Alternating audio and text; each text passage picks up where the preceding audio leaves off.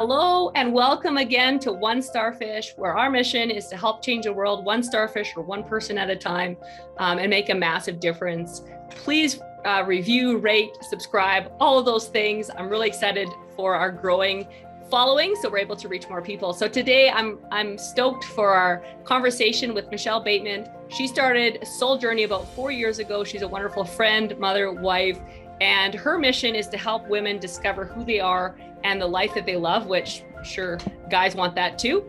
So I'm sure anyone that's listening to this is going to get some value from it. So thanks for being on today, Michelle. Thanks for having me. This is awesome. Awesome. So I'm curious, like what got you into starting Soul Journey? Tell me a little bit about kind of your past on that. Well, it's a funny story. It wasn't funny at the time, but there was a moment where I remember I was in my second marriage. I was bitter. I was angry. I was alone all the time. And I remember one night just being in my room, so upset, thinking if I could just smother him with a pillow, it would all just go away. I didn't do it. Good job. However, it was my wake-up call to go, what's going on? Who am I? I didn't even recognize the woman that was having those thoughts because that wasn't who I was. I was typically very loving and gentle and kind, but with all the things that had happened in my life, I was really disillusioned with the whole thing, thinking I'd just never be happy again. And so I had a dear friend who was dying of ALS at the time. And he was fully paralyzed in his body, happier dying than I was living my life. And it was in that moment that I realized there's got to be a way to figure this out. And so I began searching and, going to healers and reading books and podcasts and courses and all the things. And what I realized is that I needed to change what I thought, what I believed, and what I said. And as I did that, everything changed. And I found the job of my dreams. I was able to leave that marriage. I rented a beautiful home for me and my young daughters. And a year later, I bought my own home. And 5 years later, I started my own business. So it was a crazy, wild journey of everything that just completely transformed and changed. And so did I, from the inside out. And what I realized in that was knowing that we're not given the tools that we need to navigate the really challenging things that show up in life. And that's when I realized that that was my purpose, is I had been through all those things for a reason, that now I could help other women find who they are, find what's most important to them, and then create a life that they love. Oh man, I love that. That's so good. So on that journey, like, did you go to coaches? What did you find helped you the most kind of get out of that? Yeah, I'm going to smother my husband cycle and into like a happy, productive life. I did a lot of different things. I went to some really amazing spiritual healers. I went to some courses. I did a lot of Tony Robbins work. Wayne Dyer and I were best friends. We got ready every morning together. I would shower with Wayne Dyer. And then after I said that at an event, I'm like, okay, not really like that. I was just thinking that. I'm like, yeah, he didn't know we showered together every morning, but we did. And I learned so much. He really helped me change the thoughts that were in my head. And so every moment that I had an opportunity to be listening to something that would shush that crazy talk that was going on in my head, that's what I did. And as over time, it began to help me think in a completely different way. Wow, that's so good. And as you've gone down this journey of starting Soul Journey, you said some of that has kind of, we talked about a little bit before, that's kind of shifted and how your vision is, what your goal is. Tell us a little bit about how it shifted and where it's going. And yeah, what happens to most of us when we start a business is we usually want to help the previous version of ourselves, right? So I wanted to help single moms. I wanted to help women that were struggling, and I did. And as I began to coach them, just naturally, they either, once they got the confidence that they needed, they either had a business or wanted to start a business, but they didn't know how. So we worked on the confidence and the mindset part of it, but they also didn't know the steps to take. And, the best decision I ever made when I started my business was investing in an amazing coach out of the US that helped me really create a solid foundation in my business. And plus I had done lots of sales training and marketing and all the things to grow my own business. And I was like, well, I have all the knowledge. Why don't I just help them? So I began to coach them one-on-one in helping them start their business with a solid foundation of, who are you going to serve, and what problem do you want to solve, and how are you going to communicate to them, and how can you sit in that feminine energy of calling them in instead of in that hustle, cold calling mentality kind of thing. And after doing that for a while, I realized I was just saying the same thing to different clients over and over again. I was like, well, why don't I create a group program? And so I took what I did in that one-on-one coaching and I created my Soulful Impact Business Academy. And so I take them through step by step for 8 weeks to create that solid foundation, create a blueprint, and have that vision to grow their business in just 8 weeks. That's cool. And then you also build a tribe of people at the same time, I'm sure, that are all kind of building their businesses together so they can talk about the struggles and the wins and share them, which is really important. They're so vulnerable with each other. We cry every week because, as you know, being in business, it brings up all your fears, all your doubts, all your insecurities, and they have a really safe space to be just loved and supported as they share what they're struggling with, what they're trying to overcome.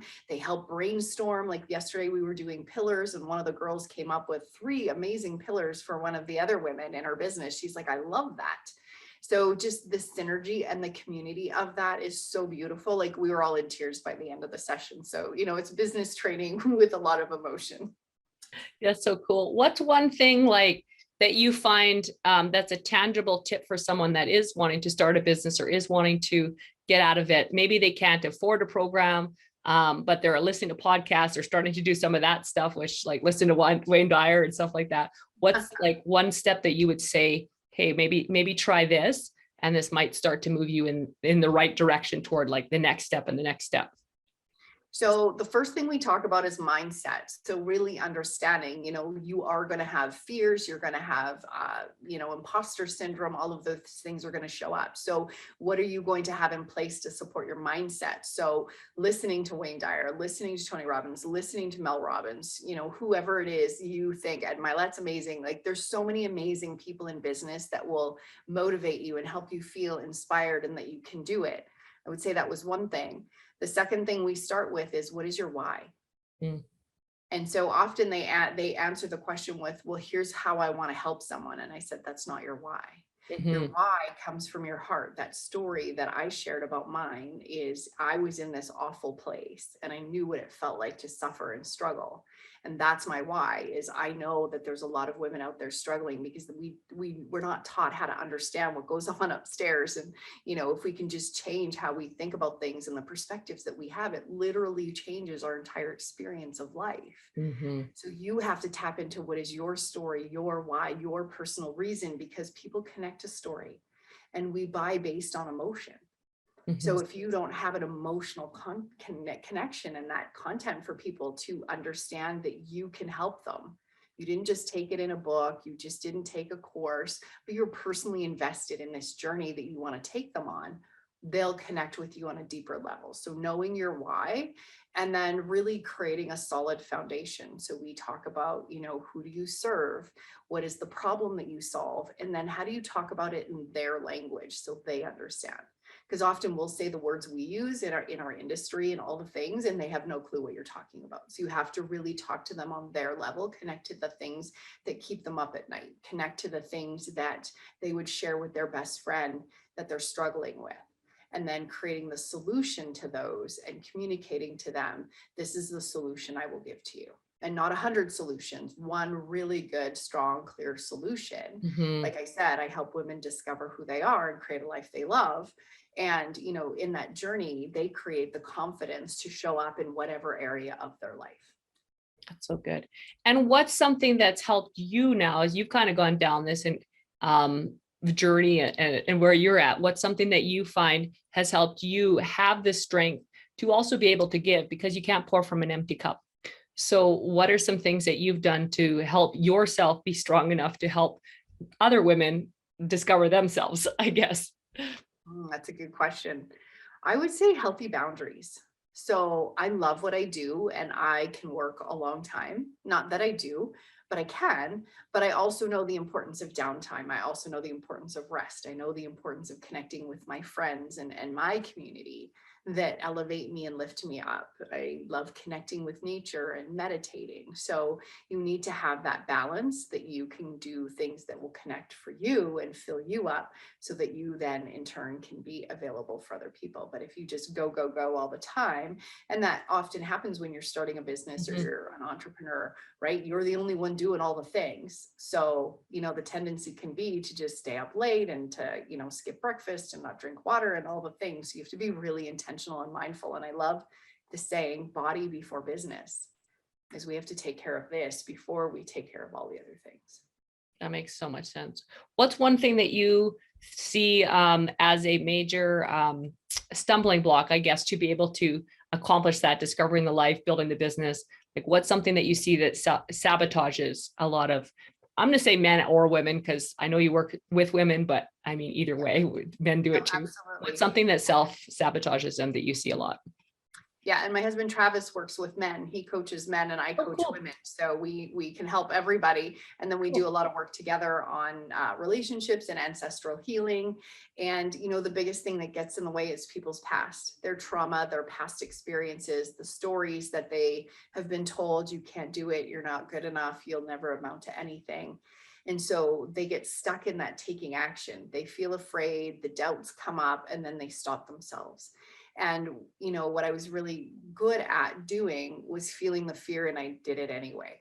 I was terrified when I started my business. I was a single mom with teenagers that shop at Sephora, and I had a mortgage. Like, I was terrified, but I did it anyway. And I knew that all the things I'd been through in my past, that I could do this too. And it was literally one of my most proudest accomplishments, because I was so scared, because it wasn't easy. I went against all of the odds. I took the biggest leap of faith of my life. And, often all those doubts in our head and those fears never happen. We just create all of these scenarios to hold ourselves back. So I would say, take action, even if you're scared, even if you're unsure, and, the outcome will likely be better than you imagine. So good. And where do you think your strength came from when you because it is a scary time. Did you have a lot of family support? Did you have friend support? Were you really conscious of associations at that time? How did you get through those first beginning days? I would say I had good friend support. I had good community support. I did not have family support. I still don't have family support. They don't believe in what I do. So that's a bit of a challenge, but I'm not doing it for them. I'm doing it for me. And, it's interesting, in the group, we were talking about what we were like as children. Well, I was a pretty strong-willed, tenacious little girl. I could see that. So, you can see how that transfers to now, that it was just, I call it just leadership and training. Bossiness is just leadership and training. I like that. That makes sense. That's what sounds like my childhood too. Right? I was just that kind of kid. I didn't take no for an answer. I didn't give up. I was kind of pushy. And so that served me, that I just don't allow myself to give up, because I know that I was created for this. I just knew that I knew that this was my purpose. This is why I was put on earth. This is why I had to go through all of those really hard things, was so that I could help other people, that I could be relatable to them. And if I didn't show up, then I'm not honoring those gifts. I'm not honoring the purpose that I have in this lifetime. And there's a lot of people that are hurting that I'm not stepping up to help. And here's a really great thing that I want to share with everyone listening. And you might not like what I'm going to say, but fear is selfish. Let me explain. When we're in fear, the only person we're worried about is me. What if I fail? What if I'm judged? What if they don't like me? And we're not even being mindful of being in service to the person that we are here to help. And so when we can take the focus off of self and just ask, how can I serve this person? How can I help them? How can I, get them the product they need, or move them forward in the experience that they're having? Then I'm not even thinking about myself anymore. I'm just the vessel. But it's not all about me. That they say they're not interested or not whatever. It's not about you. It's not personal. And it could be not now. That's right. Wow. And were you conscious of because I know I talked to a lot of people, and obviously associations I feel is really important. What are kind of something you did in that? Did you have to switch a lot of associations? People are like, well, I don't want to cut people out of my life. What was your experience kind of in going through that? Do you know that started happening before as I started my own journey? People Mhm. just naturally fell away. I love how we are just so divinely protected that all the people that I used to complain about my crappy life to just kind of disappeared one day. Nothing happened. We didn't have a fight. They all just kind of fell away. So I didn't have the outlet to complain and be that negative person anymore. And then more positive people came into my life that mentored me, that taught me things, and really helped me begin that journey. And, by the time I started my business, where I was working was very positively mindset oriented. And I had friends there that, supported me in all the things. Ironically, they didn't show up for a lot of my workshops and stuff that I really thought they would help me build my business. Interesting. But the great thing is I didn't need them to build it. Right. We often think we need everybody that has to come to help us. And I was able to do it on my own. That's a really good point, because I think we always think our friends are going to be the ones that's going to help us if we go into business or we do something. They're going to be not normally. Yeah, Nope. definitely not been what I found either. Not family either. No, not family either. And that's okay, because there's lots of other people out there that we're able to talk to. And as you grow, sometimes like my family has started, being more supportive, I guess, in a different way. And they've always been supportive, but just different. Let's just go in that. Some of them listen to this podcast, and I've got some amazing family, but not what I thought they would do. Let's just put it that way. And and we put expectations, I think, on people, and especially those that are closest to us. I think that's probably, as I'm kind of talking it out, I think that's probably not a good thing. I know it's not a good thing when we expect something, and we expect something from those closest to us, especially, instead of just like allowing and going out and building like you did, and like I did, and accepting the people for who they are and loving them for the support that they do give, even if it's not the support you expect. Yeah. It's their level of support. They give, right. And even if they can't give any, which I experienced with my own family, what I really realized diving deeper into that journey and experience with them is, then where can I give that validation to myself? Where can I give that support to myself? So how can I be more of what maybe somebody else isn't giving to me? And we often outsource all of our happiness and all of our validation and everything to other people. But when we can take that back in and be responsible, that I'm the one that validates me, I'm the one that supports me. And if anybody else does, it's a bonus. But I need to be that for myself. And I think that's such a great lesson, is that everything that we do, the relationships, the business, everything starts within, because you are only as good in your relationship as you are within. You are only good in your business as you are within. Yeah, everything starts within us.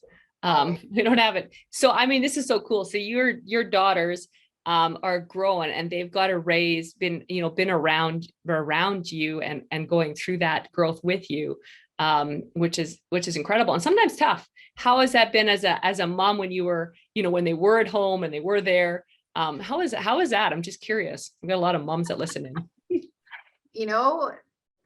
There was a moment where I had a friend that said to me, God love him, but he was like, Michelle, if you don't get a life of your own, you're going to be a crazy cat lady when your kids get older. And I was like, he was right, because as a mom, our whole lives revolve around our kids, right? All my friends were my kids' friends' moms. We were at sports all the time. I didn't have my own life. I didn't have my own hopes and dreams. I was just Kaylee and Chelsea's mom, going through the motions of the busyness every single day. I'm so glad he said that to me, because as they got older, I would have been that clingy mom, like, don't leave me, I have nothing else in my life. And so as I began to go into personal growth and reading and taking courses, I had my own interests. So as they became more independent, I was still okay. And so, they've seen me grow and they've seen me change. And, I think a lot of that they appreciate. And at the same time, I'm still mom, and I'm kind of lame, and I'm not really cool. And what do you know? Because I'm a teenager and I know it all. So there's that whole dynamic. And everyone said, their brains will change at about 25. So I got a couple more years for my oldest where they might come around and go, oh, you maybe did know a thing or two, mom. And maybe you did, create some. And I said to my oldest one day, I was trying to tell her something. She's like, there's nothing that you know that I don't know. or there's nothing that you could tell me that I don't know. I'm like, okay. Oh, wow. Oh, that's so crazy. Yeah, they do come around because I was probably that daughter. And I definitely have come around. And I think my mom's very, very smart and my best friend. So Yeah. it does come around eventually, even though it's a terrible child growing up and probably a worse. I have to remember I was that kid one day too, where, you know, my parents weren't really a priority and all the things. So just trusting it'll come back around. Yeah, it will. What goes around comes around. It comes around eventually. That's really awesome. What's like I said, and definitely check out Michelle. We'll have our links in the bio and all of that kind of stuff. Definitely reach out to her if there's something, you know, you have a specific question as you listen to this. We're just barely touching, I can tell, the surface of everything. But what's one thing, we'll wrap up with 3 questions here too, but before that, what's one thing that we didn't touch on that you're like the fear was amazing, I love that, but what's something else, if there's something else that just kind of comes to your mind that you're like, you know what, people need to hear this? If they walked up to you in the coffee shop and said, hi Michelle, what's one thing that you would say wasn't touched on? We didn't touch on, I would say, if you're looking to create a business or you're in your job or whatever, what makes you stand out, because we do need to stand out. It's a very busy, overwhelming, you know, things are always coming at us. You have to stand out. And in order to do that, you need to be unique.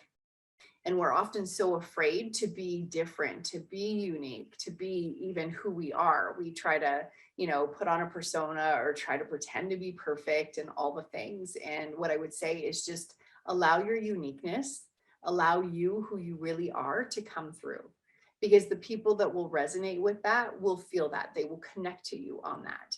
And just be yourself. If you are really robotic and really stiff or trying to pretend to be someone else, people will feel that disconnect and it will feel inauthentic to them.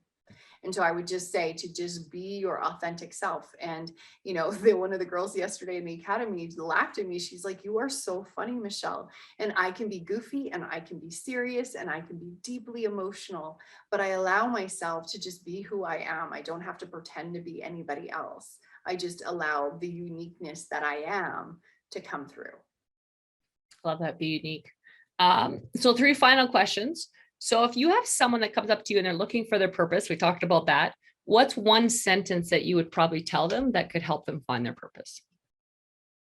Good question.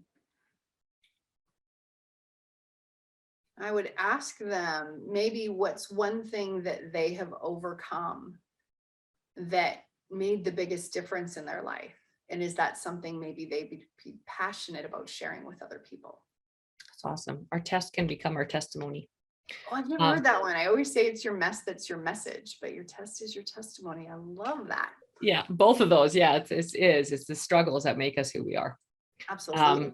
Second one, and there's probably lots in your mind, so I'm not going to say this is actually your favorite, but today, right now, that comes to mind. What's your favorite quote and why? Oh.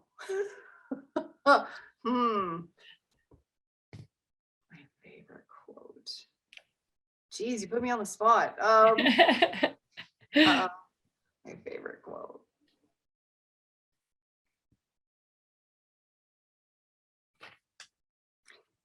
To just really always follow your heart.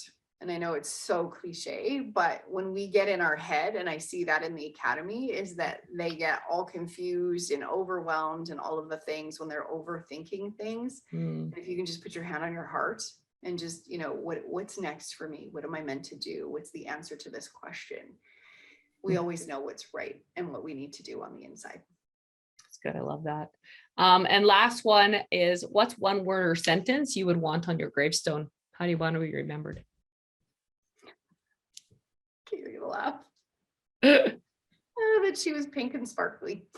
I like that. That's a different one. So good.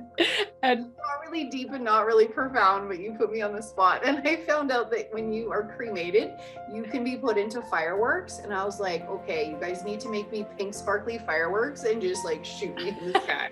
And that's how I want to go out. Oh man, I love that. That's so awesome. Thank you, Michelle, for being on.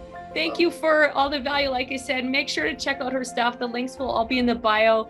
And go out and share this. If we can help one starfish or one person at a time, together we can change the world. Thank you so much for your time, Michelle. Thank you, guys.